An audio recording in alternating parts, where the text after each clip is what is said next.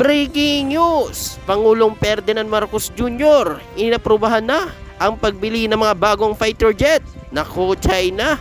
Gulat na gulat sa ginawa ni PBBM. Mantala, 4 na barko ng Philippine Coast Guard nagsama-sama sa Escuda Shoal. Ito ang atin tututukan ngayong araw na ito. Saglit lang ito mga kababayan, kaya humanap na ng pwesto. Tara na, umpisahan na natin ito.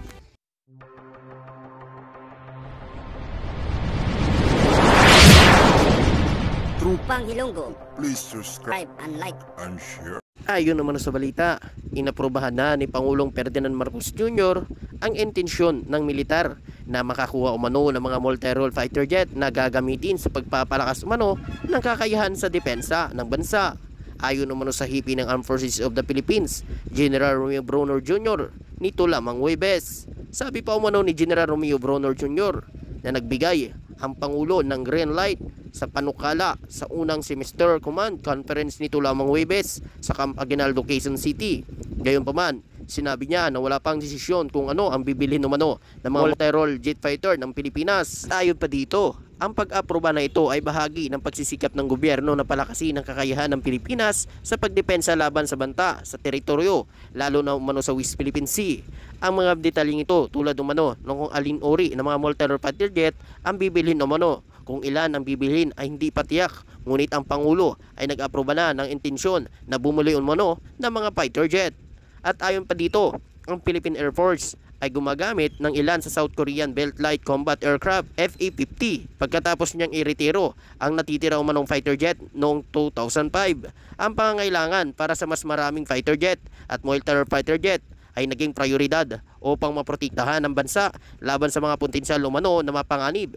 At ayon pa dito, ang proyektong ito ay bahagi ng mga modernisasyon ng sandatahan lakas ng Pilipinas, partikular na sa Horizon 3. Ang piece ng programa ng mga modernisasyon ng Armed Forces of the Philippines ay ang pagbili ng mga multi-role fighter jet ay naglalayong mapalakas ang depensa ng bansa at ang kanyang kakayahan sa panlabas ng laban sa anumang banta.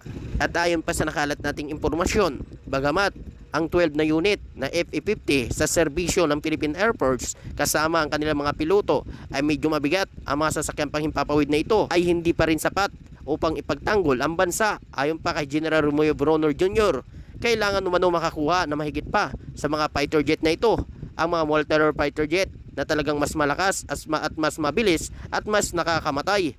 Ayon umano sa kanya, dalawa pang posibleng kalaban para sa mga proyekto. Ang mga multi-role fighter jet ay ang pinakabago umanong modelo ng FA-16 na gawa umano ng US Lockheed Martin at ang Swedish Saab JAS 39.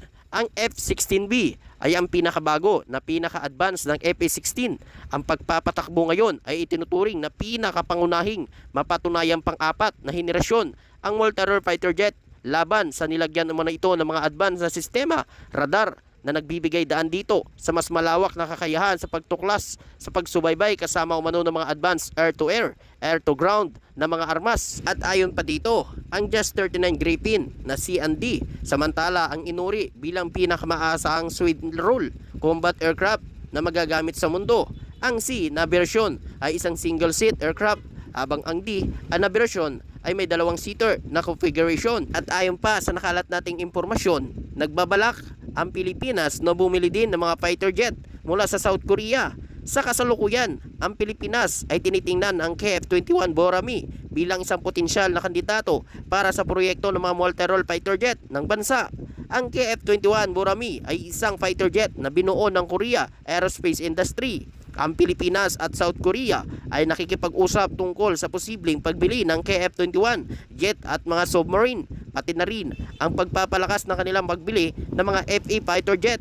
Ang Korea Aerospace Industry ay ang nagtanghal ng KF-21 bilang isang seryosong kandidato upang matugunan ang pangangailangan umano ng mga multi-role fighter jet. Bagamat ang programa ay hindi pa naipunduhan, ang KF-21 ay kilala sa pag-integrate ng advanced na technologies kabilang ang isang AESA radar. At ayon pa dito, bukod pa sa South Korea, may iba pang mga bansa na hinihimok ang Pilipinas na makabili ng mga fighter jet. Kabilang na nga rito ang Estados Unidos ay isang pangunahing partner ng depensa ng Pilipinas na nag-alok ng mga advanced na kagamitan, training sa sandatahan lakas ng Pilipinas. Kamakailan ang Pilipinas ay nakapag-usap sa Estados Unidos para sa posibleng pagbili ng FA-16 fighter jet. Ang mga FE-16 ay kilala sa kanilang versatility at kakayahan sa iba't ibang uri ng militar at operasyon. At ang pangalawa naman ay ang Sweden. Ang Sweden ay isa pang bansa na nag-aalok umano ng kanilang mga fighter jet para sa Pilipinas. Ang Swedish Mid sa JAS 39 Gripen ay isa sa mga nire-rekomenda na pagpilian para sa Pilipinas. Ang Gripen ay isang world-class multi-role fighter jet na kilala sa mga kakayahan, advanced technology at performance nito. At ayon pa dito, ang mga pagpipilian na ito ay nagpapakita ng interes na iba't ibang bansa na makipagtulungan sa Pilipinas sa mga modernisasyon ng kanilang sandatahan lakas at pagpapalakas ng kanilang kakayahan sa panlabas na depensa. Ang Pilipinas ay patuloy na nag-i-explora ng iba't ibang opsyon upang mahanap ang pinakamainam na fighter jet na magbibigay ng suporta sa kanilang pangangailangan sa seguridad at depensa. At ayon pa sa mga nakalat nating informasyon, ang mga iminungkahing multi-role fighter jet na ito ay inaasahan magpapalaki sa kasalukuyang fleet na 12 ng South Korean made Mach 1.5 capable FE-50 jet aircraft na nakuha mula 2015 hanggang 2017 ng Philippine Air Force bilang una nitong supersonic na sasakyang panghimpapawid. Ikaw kababayan, ano ang masasabi mo at makukomento mo dito? At sa iba pang mga balita, ayon naman sa balita, pambihirang pagkakataon, ang 4 na barko umano ng Philippine Coast Guard ang nagsama-sama sa Escuda Shoal sa bahagi umano ng Palawan. Ayon naman kay PSG spokesperson for the West Philippine Sea, Commodore G. Tarilla, sinabi nito na 3 44-meter multi-role vessel at umimpel kasama ang BRP Teresa Magbanwa. At ayon pa kay Tarilla, kakatapos lang umano ng resupply mission ng 3 barko sa iba't ibang bahagi umano ng West Philippine Sea. Sinabi pa ni Tarilla na malaking bagay na makita ang watawat ng Pilipinas sa karagatan at simbolo ito ng patuloy na pag-iit sa ating karapatan sa pinag-aagawang teritoryo yan sa West Philippine Sea. Nakadeploy ang BRP Teresa Magbanwa sa Escuda Shoal upang bantayan ang mga iligal na aktibidad umano ng China sa inaangkin na bahagi umano ng karagatan ng Pilipinas. At ayon pa dito, ang Ayungin Shoal ay isang pinagkukunan ng hanap buhay para sa mga mangingisda at isang lugar kung saan ang mga Pilipinong sundalo ay nagpapalakas ng presensya bilang bahagi ng pagprotekta sa teritoryo ng Pilipinas laban pa sa pangangamkam umano ng China. Sa pangyayaring ito, maaari ang pagtitipon ng 4 na barko ng Philippine Coast Guard ay bahagi ng operasyon o kilos protesta laban sa pangangamkam umano ng China sa nasabing lugar. Ang pagpapakita ng presensya ng PSG sa Ayungin Shoal ay isang hakbang ng Pilipinas para ipakita ang kanilang soberanya at pagtitiyak sa karapatan sa nasabing lugar. At ayon pa sa nakalat nating impormasyon, ang pagpapakita ng presensya ng Philippine Coast Guard sa Ayungin Shoal ay bahagi umano ng pangangalaga sa soberanya ng Pilipinas sa naturang lugar at sa kapangkalahatang seguridad ng bansa.